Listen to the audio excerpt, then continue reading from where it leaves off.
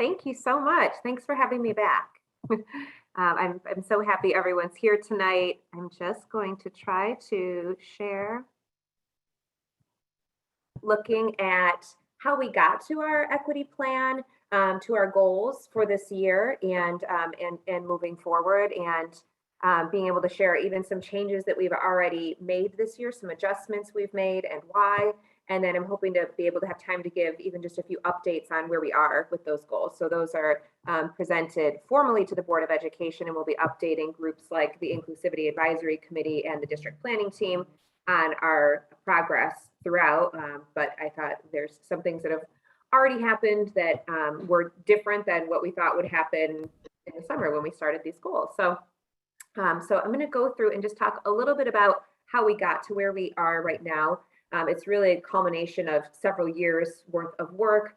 Many of you know that we had some outside groups in, like Generation Ready, who came in and did equity audits in our schools. So we had our secondary schools go through that process pre-COVID, where their consultant came in and worked with focus groups, students, parents, staff, administrators, and gave us some recommendations.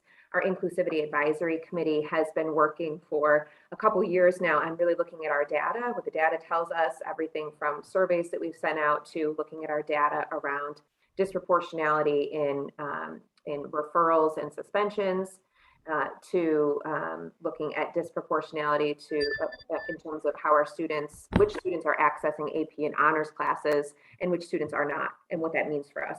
And so our Inclusivity Advisory Committee made some recommendations as well. So every summer, you may or may not know, we have a leadership retreat or a leadership workshop, and it's 2 days where the superintendent determines, really what we want our entire leadership team to be able to work on for that year. So sometimes it's visioning work. Sometimes we have really specific goals. The last 2 years, it has been around equity. Well, last summer it was around reopening schools, but prior to COVID, it was around working with Generation Ready on starting to establish some equity goals and getting some foundational understandings of what that would mean.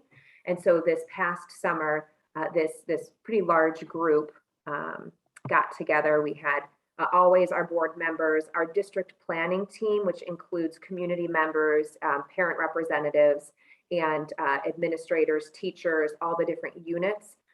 So you might hear people talk about POP, that's the clerical groups, PDAA, the administrators, PDTA, the teachers. So all those groups are represented on the district planning team.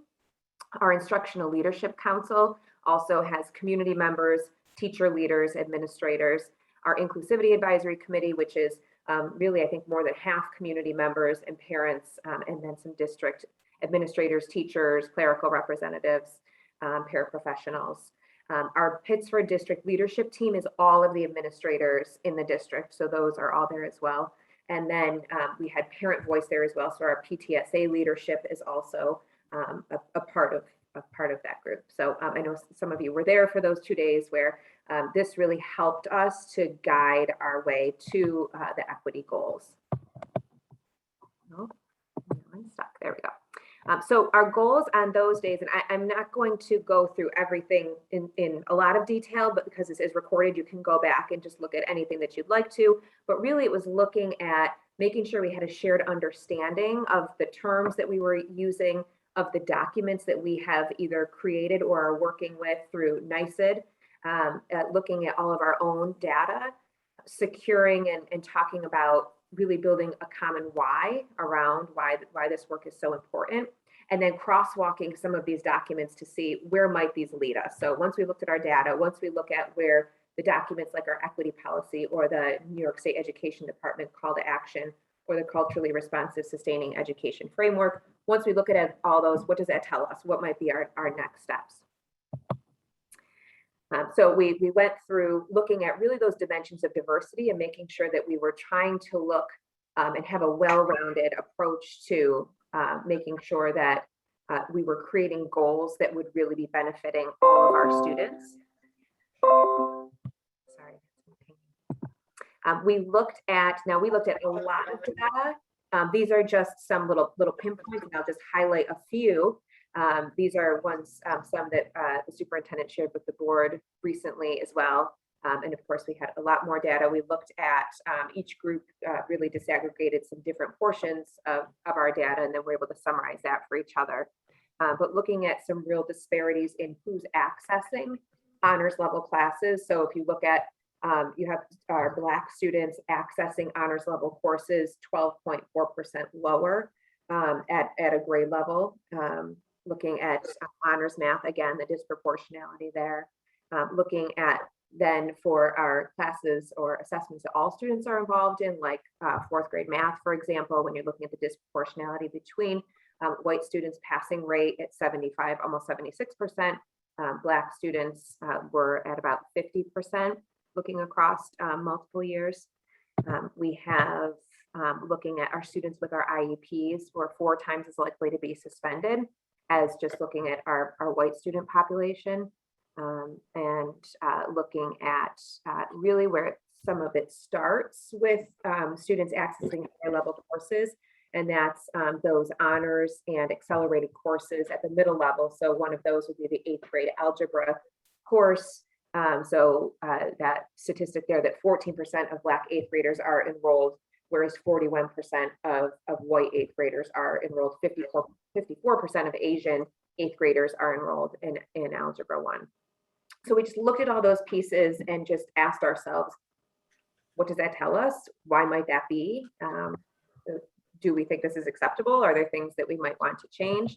And then on the heels of that, really saying, what is our why with this work? So we watched some pieces that talked about the importance of having a why. We developed many, many why statements. As someone who helped to plan this multi-day event, we kind of thought this would be a small portion. It was very challenging for groups to be able to get together and really summarize a succinct statement about why is this work so important, and people really had great conversations around it. So just a few to share with you that our why is that we want to empower our students to be their authentic selves, exercise their voice, connect across lines of difference, and access. I liked this one a lot. Our district is an ecosystem with every individual a piece of a bigger picture. Each piece is critical in and of itself and critical to countless others. For our students to do their best, we need to ensure that they feel represented, respected, cared for, and an important part of the overall system. And this other one, again, there were many, many why statements, but we believe all students can succeed when we build opportunities, not barriers, foster acceptance, not neglect, embrace cultural celebration, not assimilation. This process is ongoing and at the heart of everything we do. We also had a student there, and I think that really helped.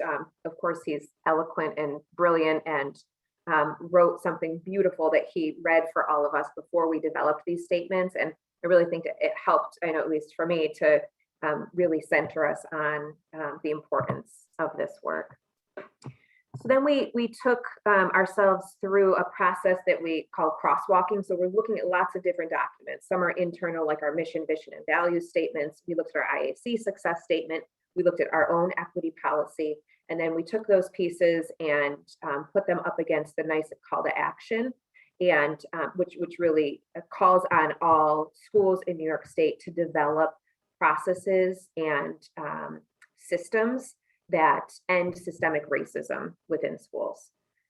It's a lengthy document, but that's a summary of it. The CRSE framework, that's the Culturally Responsive Sustaining Education Framework. And that document, when we looked at it, really aligned so nicely with our equity policy, even though the policy we put out before. So when you look at the equity policy, which you can find on our website, there are 8 buckets, we call them. So those are kind of the 8 areas that we looked at in terms of almost our own call to action around equity. And those really aligned so nicely with the elements that you see in the call to action, or as you'll see when I show you the equity goals, the pillars of the CRSE framework. So we really looked at how do these all work together, what might be first next steps, and we made sure that at each table group we had representatives from all different groups. So you'd have teachers, parents, administrators, community members, so that we could all really bring a different perspective. And we tackled each of these different areas, looking at what could be first next steps, what could be potential goals. So of course we came with very lengthy lists. We looked at what barriers there could potentially be, how we might, work through those, over those, under those. And that really helped us come up with a pretty comprehensive list of, at the time, at least we thought, goals to be able to get us started in this work. And then a separate group was able to go through and say, how do we really make this into something that is actionable? So how do we create these into SMART goals where we have timelines, we know who's responsible for them, and we're able to report out on their progress in a meaningful way. So many of you have probably seen, and if you haven't seen, if you go on our website, you can access the goal statements. These that you're seeing before you will look a little different, because when we brought our community together for the listening circles, we walked away with some really important feedback to consider. And so we went back through and did a couple of things. One, we reframed the goal statements to be aligned under the principles of the CRSE framework. So you'll see those 4 pillars or guiding principles that kind of head each different area. And then there were some areas where we felt like, and our community felt that we had gaps. And so we wanted to be able to make sure that we were adjusting to that. And also we had made some changes just in our own processes that we wanted to make sure that we were showing in here as well, so that we were holding ourselves accountable to that. So these are brand new, hot off the press. So the ones that you see in red represent changes. So I won't go through every piece, every single goal. Some of them are pretty self-explanatory, but really important things like increasing student voice. Each of the areas that are listed there between the Board of Ed, PDLT, again, that's our Pittsford District Leadership Team, our Instructional Leadership Council, even looking at some of our internal committees like Health and Wellness, we'll be looking at ways to bring in student voice and then reporting back out as to how they're making that happen. Some things that you'd be really familiar with, like all K-5 classrooms are going to have morning meetings or opportunities for some of those community circle type situations for our students 4 out of 6 days per cycle. In many of our classrooms, that's already happening, and some days, or in some classrooms, it's 6 out of 6 days, and it's just part of their structure.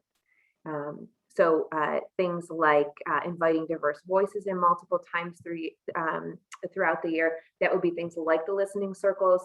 We plan to do events like that quarterly and to really be responsive to what our families are telling us they need. So some people said, yes, we want the district to continue to just listen to what we're saying and just hear and respond to our feedback. And other people said that was frustrating. We'd really like to have a two-way dialogue. Some people said we really like to hear from the district and not just have it be a conversation. So we will change up those, the modality that we're using based on what the situation is and in response to what families are telling us that they might need from us. There's some work in the human resources department, some of which has already been completed. So every interview committee from the end of the school year last year on has participated in training around equity and bias for hiring committees. That's something that Sean Clark, our Assistant Superintendent for Human Resources, has created with some outside consulting, and that's been something that's been really helpful, has caused us to have some really different conversations and to really own our bias. So a lot of times with the hiring, you hear people say, this might just be my bias, but here's what I saw. So I think that's some of our first steps is just recognizing that bias is there. A couple new items. So you probably saw, or if you haven't, you can look at the front of our website. The superintendent is working to create a student advisory council. So students can apply to be a part of that and to meet regularly with the superintendent and myself. We brought in students who helped to lead the walkouts at the high schools, who represent some different groups within the student leadership. And so they came in and met with us, with the high school principals, to be able to talk about, first, would that be helpful? What might that look like? Who might we want to be a part of that? So we're really hoping that the students will walk alongside us with that journey. The code of conduct, that is work that has been ongoing, but we didn't connect it here quite as explicitly. And we've made some really significant changes, I would say, to the way we thought the document was going. We've really put in some pieces that are very specific to discrimination and harassment, either based on race or on other protected categories. So any of those, DASA, the Dignity for All Students Act, they list out all of the different protected categories, whether it's religion, sexual orientation, gender identity, body type. There's quite a few of them. So we're really calling those pieces out and talking specifically about what levels of behavior those fall under, and what consequences and what restoration we might consider for those different areas, so that it's more explicit. And we're also looking to include a portion that talks really explicitly about the disproportionality in suspension to students of color and students with disabilities. So those are pieces that are definitely a shift from what we originally thought would be in that document. And I think it's very different than probably any code of conduct you'll see in the area. So that work is almost completed. We have another 5-hour meeting on Thursday with that group, which has a lot of community members. I run that committee with our Peary and Children's Institute consultants who've been working with us for quite some time on that. We're also looking at making the DASA work a little more clear. So some of the training videos and things that are available, we want to put right on the website so that parents have an understanding of what that means for them and for their students. I can't read what it says at the top there. There are some pieces, so that was all under that first welcoming and affirming environment principle. So now we're talking about fostering high expectations and rigorous instruction. There is an ad hoc committee that has been charged from ILC to be able to look specifically at our practices for math placement. So looking at when are we placing students or making recommendations for students to start what we would call tracking. Students are now, receiving honors level versus, the regular curriculum, and instead of the differentiation that's happening in classes. So we want to look at when is that happening, how is it happening, and do we want to make any adjustments there, and looking at that really with an equity lens. And that will connect to the piece around our AP classes and looking at any barriers that students or parents may have when they're looking to have access to those classes. A couple other things to just highlight. Melanie Ward did some really great presentations around the K-12 social studies curriculum changes and the English curriculum changes. Those were recorded and they're on the curriculum and instruction part of the webpage. So I really would invite anybody. There's a secondary presentation that she did and an elementary presentation. It really goes into specifics. As a parent, you could view those and see, what does this actually mean for my child? So what might we see differently in our curriculum, or how might this change our child's experience with some of those curriculum changes? A lot of work on social emotional learning, which is really embedded in quite a few of these different goals, but making sure that those are those benchmarks, so those different assessments are woven right into curriculum. So really what you'll see with the culturally responsive sustaining education framework with our equity policy is that we want to be in a place where we don't stop what we're doing to teach equity or to do equity. We don't stop what we're doing to teach social emotional learning. It's embedded into everything that we're doing within the classroom. So at the middle level, there's a specific goal around monthly community circles. So at each of the 2 middle schools, that might look a little bit different, but each student, I would say at this point, if you asked your child, they would probably tell you that they've already been part of a community circle. At the beginning of the year, it looked a lot like some of our trained staff going in and working with teachers on running community circles in different areas, so that every child within a team has had an opportunity to be a part of that, just about transitioning back to school. But we're also working on community circles can be used for academics as well. Some of our teachers are doing amazing things with academic circles. So we'll be increasing training around that as well, and doing more train the trainers so that we can keep building capacity and building teacher comfort so that they can do that regularly, and we don't have to stop what we're doing just to have some of those experiences. And our last page here. One of the things that we just started looking at is the idea of having equity analysis protocols.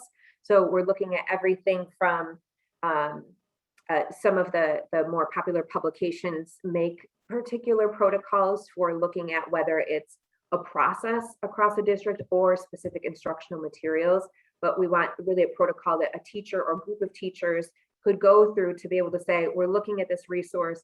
Is this something that's equitable? Are there barriers with this? Are there certain areas that might be either offensive to someone's culture or not inclusive? So we're looking at different groups to be able to run some of those protocols by. There's been already some embedded professional learning. So every teacher and staff member within the schools received training around the equity policy. We had those opening days of school, and they were able to get a shortened version of what we experienced during the summer. Some of the things that I took you through, they were able to do a little data walk. They were able to see the CRSE framework and how it aligns with the district's equity policy. We want to make sure that people have those in their hands. Along with that, we have something we call induction. That's the new teacher induction mentoring program. And that actually runs over 2 years.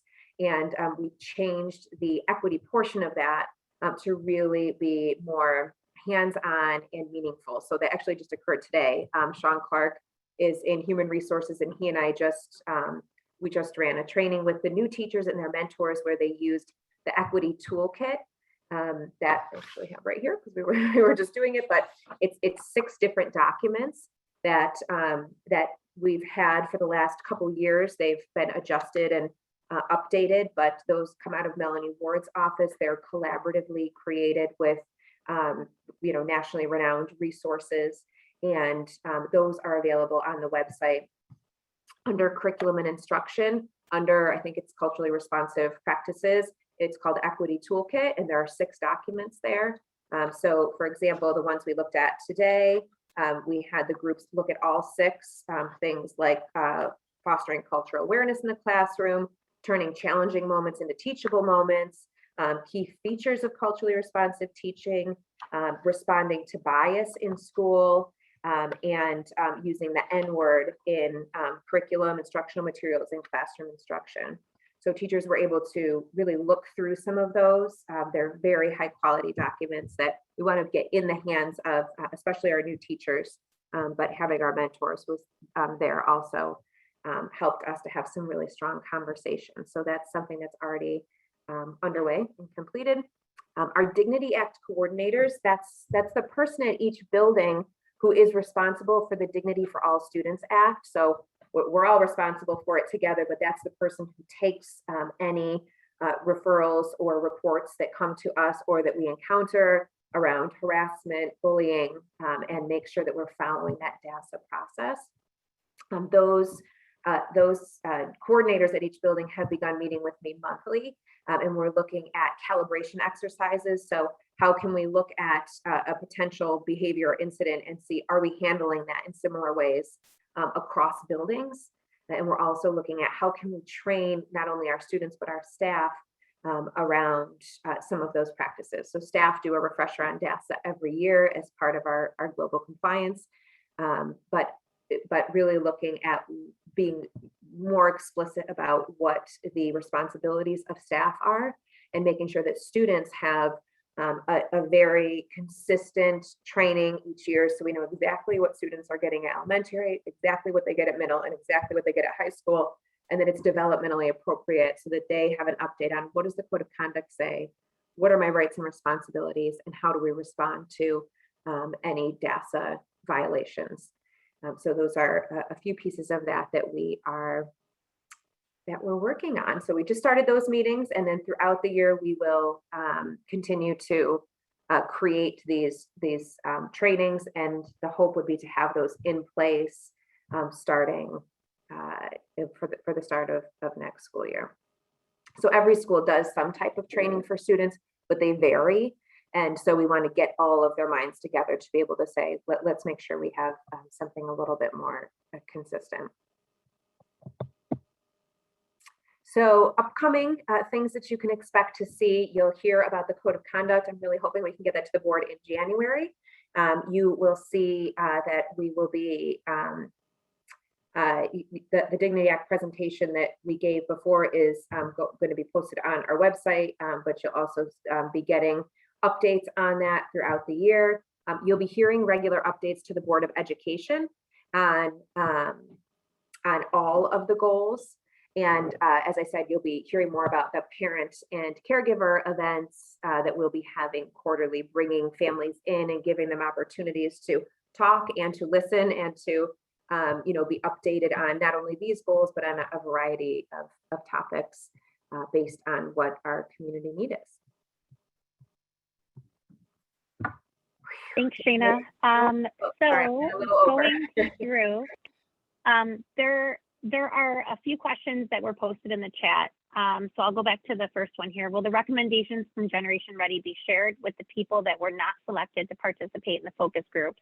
It would have been great to learn more about the work done by that organization. Oh, sure. Yeah, I mean, and part of that is really represented in the equity goals. So we got through the secondary portion, and then Natalie was supposed to come back right before the shutdown happened. So the elementary portion, wasn't able to happen in terms of having focus groups and things of that nature. But the principals and Board of Ed received, and I think was actually shared at board meeting, some of the more global recommendations, including things like creating an equity policy and looking at increasing student voice, providing opportunities for parents to get together as well. Okay. And then a question that was submitted prior for a parent that was unable to attend today. Will they be adding how the plan to measure things like increased student voice or increasing or hiring and retention of diverse staff? And what constitutes an actual increase? I would love to see more detail on each of the goals around measurable outcomes and what constitutes success and impact. Yeah, I think that's a great question.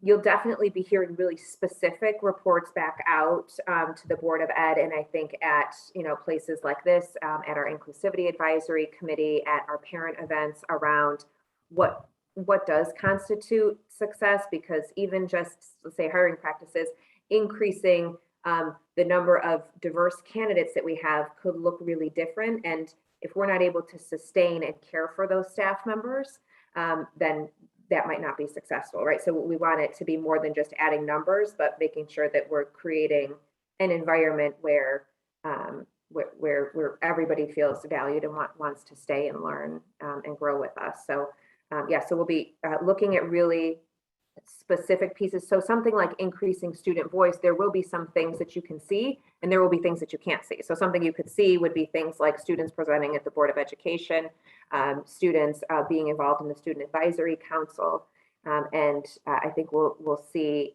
students. There's been tasked the ILTs, the building leadership at ways to bring more students in. So those types of things they'll be reporting out on specifically. The impact of that, we may never have a number to put on that, but hopefully including students that aren't always included. So sometimes it's the same students that get included in different things. We're really looking to bring more diverse voices to the conversation.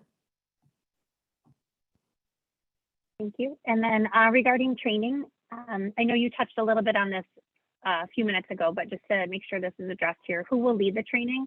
Hopefully BIPOC with degrees in multicultural education will be involved in the training process. That would be ideal. Yes, absolutely. So you'll see probably a little bit of everything. So things like there's a CRSE training that is 6 days long. It's across the county. Certainly there's the presenters are actually a combination of people of color and not. But we really work, we have such a robust teacher center, and they bring in people from all over, all different backgrounds, but certainly we recognize the importance of having people of color being involved in these trainings. And then we'll also have, so for instance, we have people who've been trained to be able to do some of those things. For instance, Sean and I could go in and lead around the equity toolkit, right? These were Pittsford created documents that we can share and have conversations about. So there'll be some internal pieces. We really want to build capacity within to be able to grow our knowledge in a more embedded way. So we don't always have to stop, right, and have a big event. So we want to be able to do both things, where we can bring in consultants that can help us, but also be able to rely on some of the expertise that lies within the district. And this one's similar as far as third party. Is there any thought of having a third party like Perry be available to assist with things like data reporting and with holding the district accountable for proper handling of race-related issues in order to help build back parent trust? Someone from Perry at the listening circles told me that they would be willing to do things like that if Pittsford was open to it.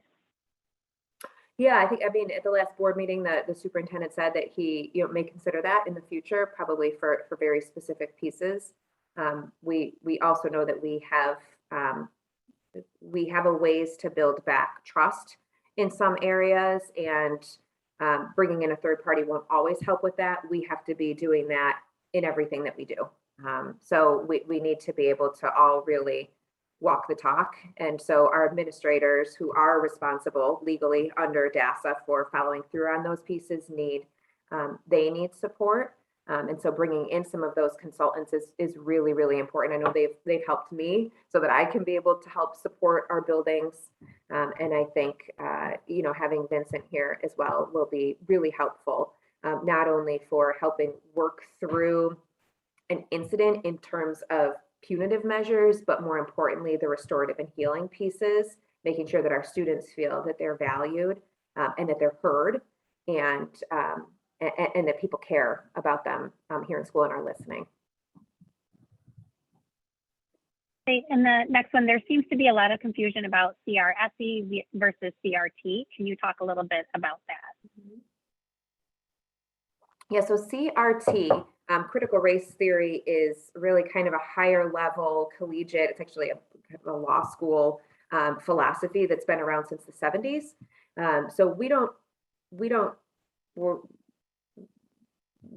not a law school. We don't teach critical race theory, but certainly some of the elements of critical race theory, when you look at part of it, it's really a lens that you look at things through when you're looking at legal cases and things of that nature. So CRSE, the culturally responsive sustaining education framework, is really, it's those 4 pillars that we were looking at: having a warm and welcoming environment, having rigorous expectations for all of our students, having professional development that's embedded and that challenges our teachers to look and administrators to be able to look through things with an equity lens.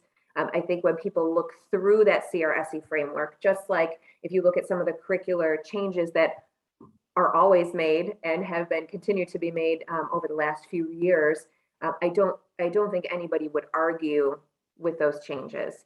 They're great things. It's not about throwing things out that you may have read as a child and you love. It's about bringing in more dimensions of diversity, and making sure that when we have students sitting in a classroom, that they have the opportunity to see themselves, right, in the instructional materials that we're providing for them, and that we're honoring that they see themselves around the school. All of those different pieces that help our students feel that they can be their authentic selves at school. But I think the letters there too, often, people get confused about that, and obviously that's kind of a hot button issue politically as well. So I think it's important that people really look into that, and I would highly recommend that people, if they have questions about that, watch Melanie Ward's presentations on the curriculum changes. I think that will help to make clear what exactly that looks like in our classrooms. Okay, and the next 2 are related to the IAC. Does the IAC only discuss issues when Paro asks them to discuss? And is the IAC consulted when issues like the racist gun video, text messages, BHM errors and other racist issues arise?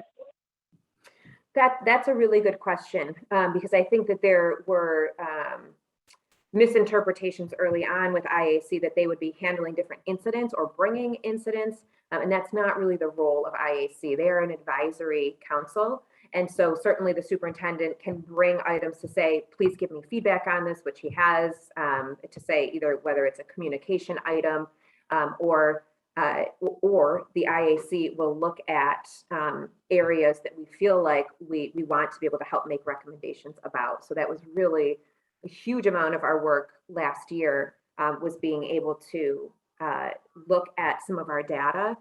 So it was being looked at in different areas, whether it was ILC or district standards leaders, but then bringing that data to IAC to say, from an equity lens, what might we recommend in terms of honors and AP access, in terms of looking at that suspension data for our students with special needs and our students of color, to be able to make some recommendations. So that's something obviously the superintendent was aware of and wanted IAC to have a hand in and to make recommendations on. But they certainly, if we have an incident that happens, we've had times where the superintendent has come to the council to be able to say, this is how we handled this. You know, what might be thought about differently? What was the perspective of different groups? But IAC is not a group that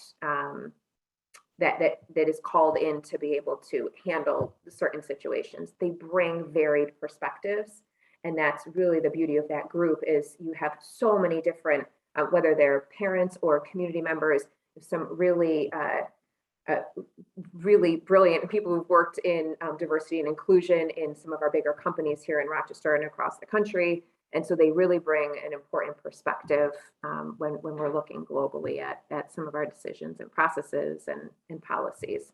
So for instance, this week they'll be looking at our gender identity policy.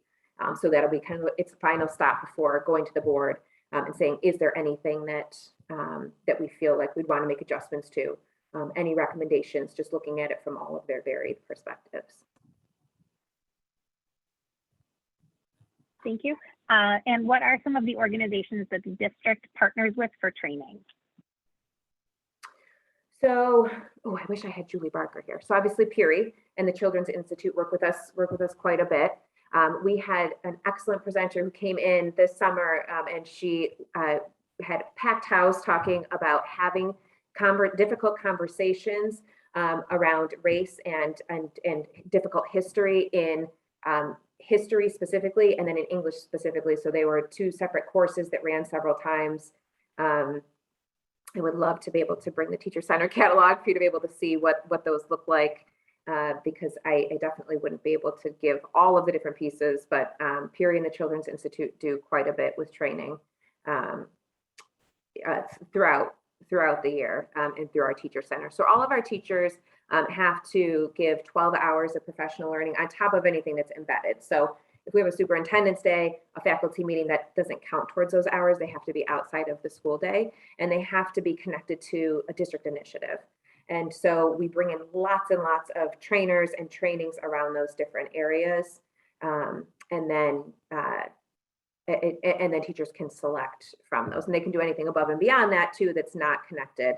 And they certainly can go above, and almost all of them do go far beyond the 12 hours that's required. But I would have to look more at what the different specific people are that Mrs. Barker works with to bring in for those trainings. For instance, so in September, all of the principals were a part of that equity training over the summer, looking at our data. So they were able to turnkey that at the staff level. But that's really more about facilitating conversations and making space and time to have that important dialogue. So you don't necessarily need an expert in any one field. You need to have the trust within that building to be able to say, here's our data. What's our why? What's your commitment to moving this work forward and sharing what the district work is? So it needs to happen in all different ways. We need to be able to see the expertise in each other and recognize when we need to bring in outside support as well. Okay. What are the checks in place for Mr. Pero when racist events occur? Who advises him on when to inform the parents, what emails to send out, etc.? And how does it happen that he tends to inform us often only once it hits the media? So we have a team approach whenever we have an incident happen. So for instance, with the video that happened, I think that came out on a Friday. So there were probably 10 of us that spent an entire weekend looking at not only what is the incident, what's involved, what actually happened, but also, there's a communication director, there's building administrators, there's the Board of Education. So there's lots of people to be able to look things through with. So there's really always a balance of getting something out quickly, especially as we get, I don't know if it's as much the media that impacts that as parent response. So sometimes when we know something, so we start hearing about it from lots of different parents, community members, students. And we say we have to get something out right away because there's lots of misinformation out there, but also taking the time to say, we need to figure out what actually happened first so that what we're sending out is accurate and not feeding more misinformation. And so I would say it's always a team approach. We have times where we call on, we have a communication subcommittee of the IAC for that we call on for different incidents if there's time to be able to look at specific communication. But I think we're always learning. And what I've learned from working with Superintendent Pero is that he's been very open to saying, I wish we had done it this way, or next time I would handle it that way. We will not always get it right. But we have to be able to always do better and try and be responsive and not be afraid to slow ourselves down and say, let's make sure we have everything right and that we know all of the facts before we respond, and really be more concerned about the students and families that are directly involved than about any other response. Is there any work on providing equity for students in terms of the religious holidays? There are some religious holidays of some religions that are holiday recess days, which is great. However, it is not true for some other religions' holy days. We think that to have equity among students, the district should approach all of the religious holidays similarly. Is there any work on this front to add the other religious holy days in the district calendar as a holiday recess, just like Brighton School District did? Yeah, so the districts work pretty closely together. I believe, we all work off the Monroe One BOCES calendar. So this year, obviously adding in Rosh Hashanah and Yom Kippur, other districts may have other days based on their population and their need. The Inclusivity Advisory Committee approves the dates each year. Those are dates that we call red dates, and that means that we don't schedule any district events over any of those dates. So we look at those, and those change year to year based on our population.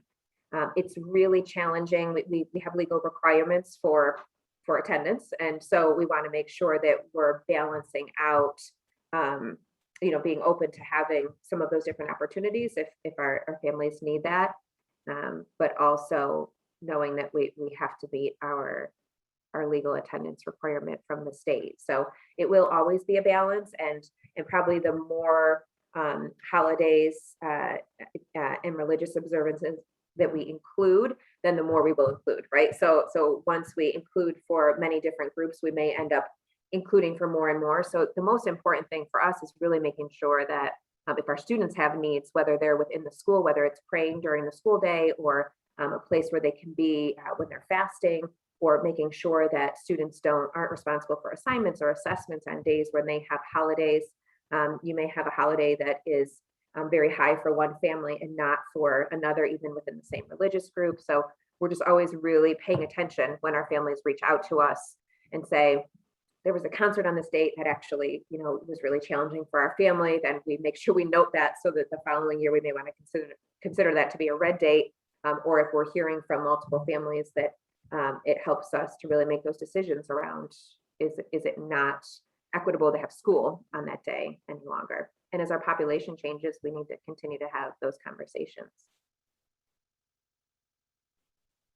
I love that the term intersectionality is in the action plan. It is a very important term. How will all staff working with kids understand this term, and what ongoing training will occur for all? So the ongoing training and really around all of the terminology, because it's always changing as well, needs to be ongoing and needs to be embedded. So we have days that are set aside for training that's built in. Those are our superintendent's conference days, which are very important. Those are full day trainings when we get to stop everything that we're doing and all be doing the same thing. And that sends a very significant message to our staff and to our students about what we value. So I think that needs to be ongoing. I think as we introduce new documents, new philosophies, we will bring in different trainers. We will train our own staff to be turnkey trainers. So I think you'll see a lot of that within our Teacher Center catalog coming up so that teachers can build from where they are. Because all of our staff will be in a different place with that. So some people have a better understanding than others, just like they would for any of the concepts around diversity and inclusivity. So we want to balance foundational pieces, so everyone's getting the same thing. We can say everybody has had this, but also allowing for differentiation for staff as well, because many people are ready to move further and have a really strong interest in learning more. How would you recommend parents encourage other parents in the district to get more involved in the DE&I efforts of the district? That's a great question. I think that's something that we struggle with as well as a district. We want outreach in different ways, but then it tends to be the same, the same invested people, and not to say that if people don't come to things, they're not invested, but it tends to be the same groups of people or just a small group. And so there's some really great information out there that we would love to be able to share more widely, which is why I get really excited when there's so many people like there are here today on a Monday evening. I think having events like this that are convenient for people to be able to attend, gathering like you did, questions ahead of time, opportunities. I think the more we respond to people and have more of that feedback and dialogue, then people, maybe tend to want to be more